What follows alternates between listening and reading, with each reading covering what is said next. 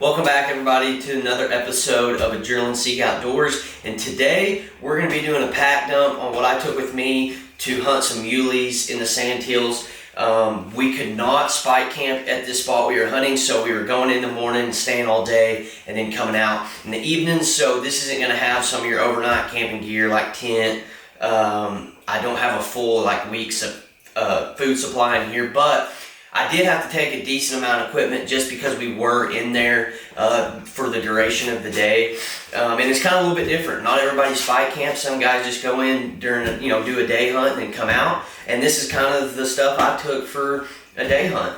So where we were at, the weather, it varied a lot. It kind of tried to rain on us a bunch. So we'll kind of start out with what clothing I wore.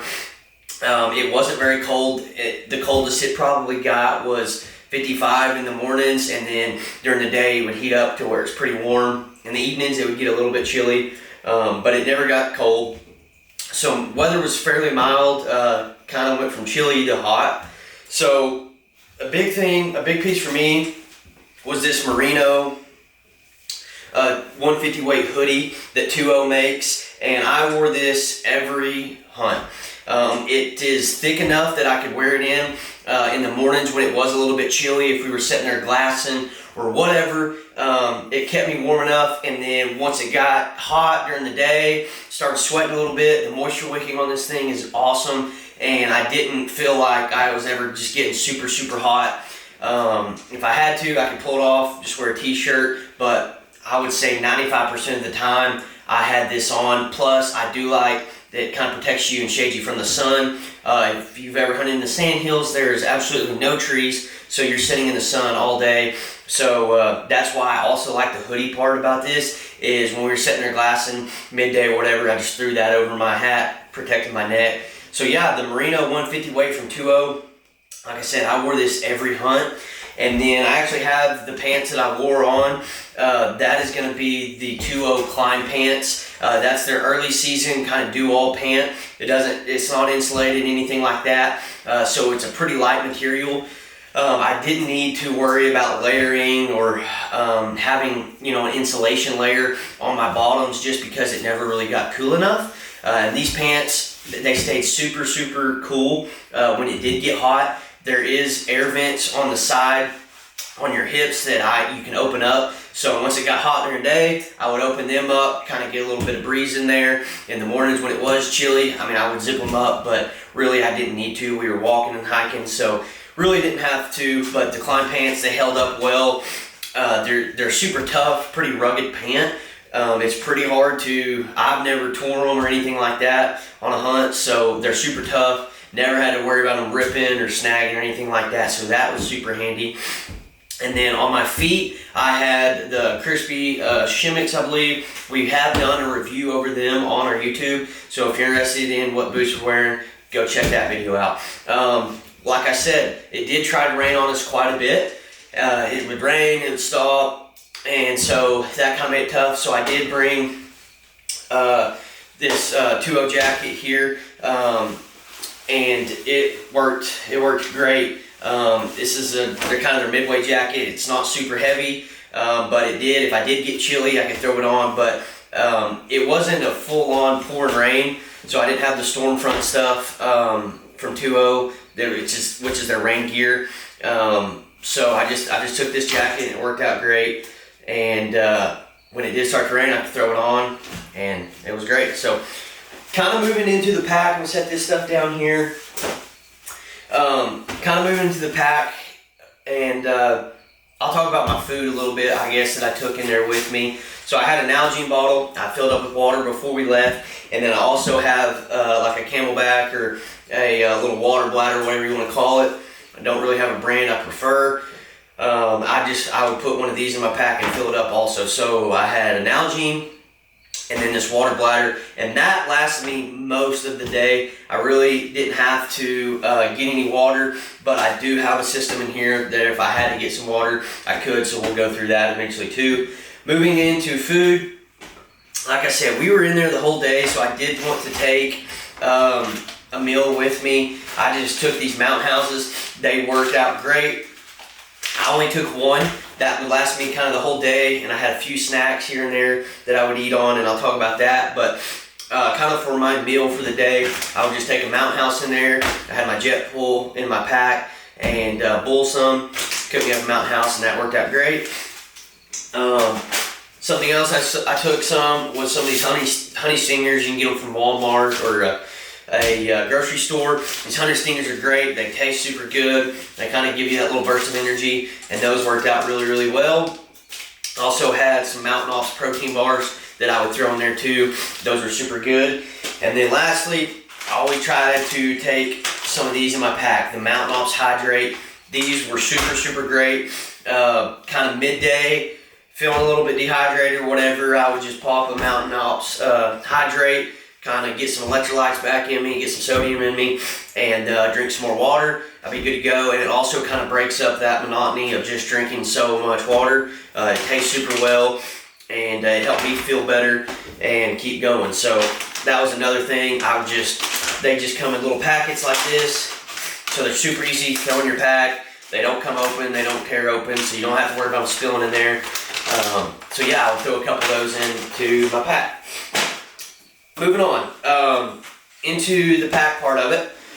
So I try to be as loud as possible because we were moving around, bumping around, hiking a lot. But at the same time, I'm one of those people that I want to have what I need, and I would rather need it and have it than, you know, not need it need it and not have it. So it is, you know, I have a decent amount of stuff here. Is my Mountain Ops kill kit in here. My knife isn't actually in here, but there's a tarp in here that if you're field dressing and you need to put your meat on the tarp so it's not getting grass and dirt in it, you do that. Also, you can use this to set up your little tent during the day with a trekking pole so you're not in the sun. We did do that a few times. Have some gloves, some flagging tape, some paracord, and a few alcohol wipes in there.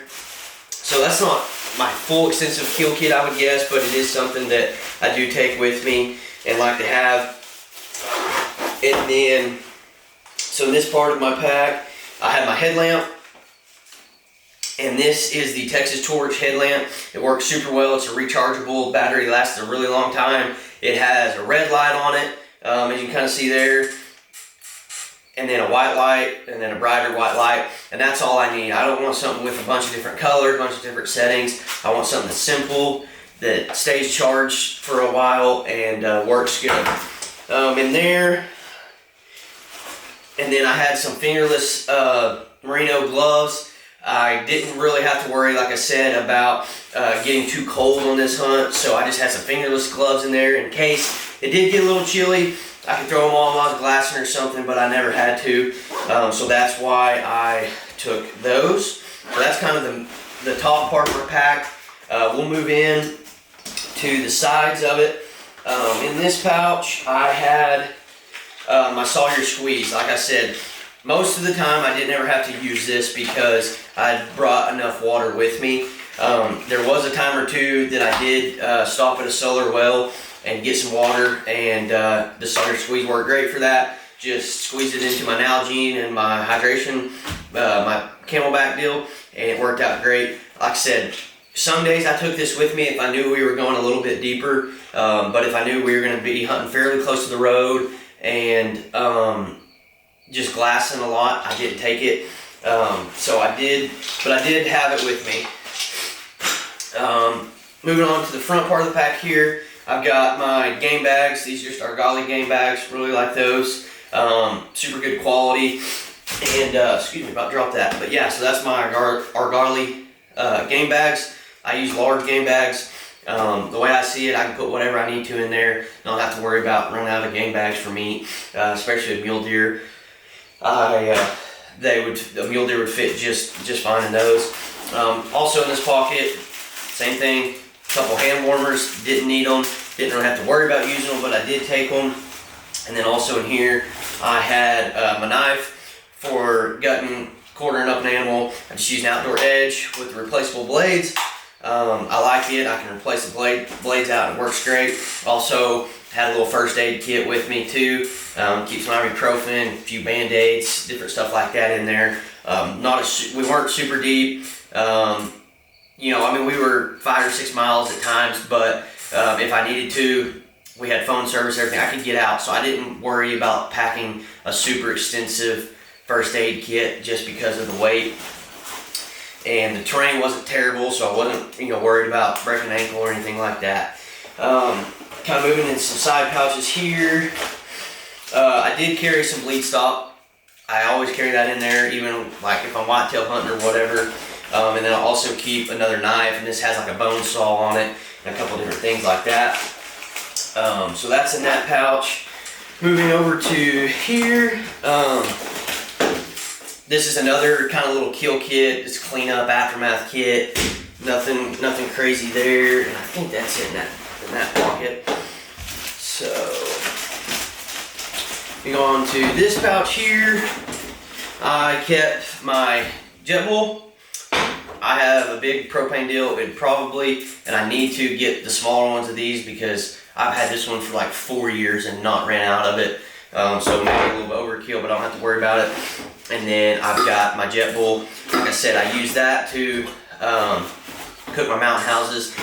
That's another thing that I probably could have cut weight on, but I wanted to be able to eat a good meal while I was in there during the middle of the day. So I did go ahead and take my jet bull. And then after that, I guess another piece of gear I'll mention, gaiters. I did wear my gaiters some. Just kind of depended if it was a little bit rainy or dewy, I would wear them just so the bottom parts of my legs and feet didn't get wet. And then I took a trekking pole with me. You're like, why do you have one? I took a trekking pole because I actually use this and I set my binos on it to glass. You can take a tripod, but I had a camera tripod with me, so I didn't want to bring another tripod to glass off of, so I did use a trekking pole. Obviously, you know, if you have a glassing tripod, probably gonna work better, but for me, cutting weight, this worked out really well. I just took one. If I needed to, like say on the pack out or something, I at least had this that I could use to help me get out of there if I needed it. And also, like I said, I use this with that tarp to set up a little tent during the day so I wasn't out in the sun all day. So I think that is pretty much it, other than, you know, the basic stuff. I have my bino harness with binos, rangefinder, my release in it, my bow, and that was pretty much it. You know, there is a decent amount of stuff, but it's not like I said, like you're going in and spike camping. And so that is kind of what I took with me on a day-to-day basis. Like I said, we'd go in the morning, stay in there all day, then come out at night. And so I didn't take a ton of stuff, but I would say for a day pack, there's a decent amount of stuff. So yeah, that is kind of my Mule day pack, pack dump. If you have any questions about anything in here, any of the gear whatsoever, be sure to ask in the comments. I guess I can go over the pack. This is a Everly Stock X2. I believe we do have a review on the channel about this pack as well. I use this anytime I'm going in for a day hunt or whitetails or anything. This is my pack of choice. I really love it. It's waterproof. I also put my camera up here, up top sometimes if it was raining on us or whatever, and it kept my camera dry and all that. So it's a great pack. It fits well. It sits well on your hips and everything, and it worked out great. So yeah, that is my Mule pack dump. Be sure to ask if you have any questions, and until next time, keep seeking.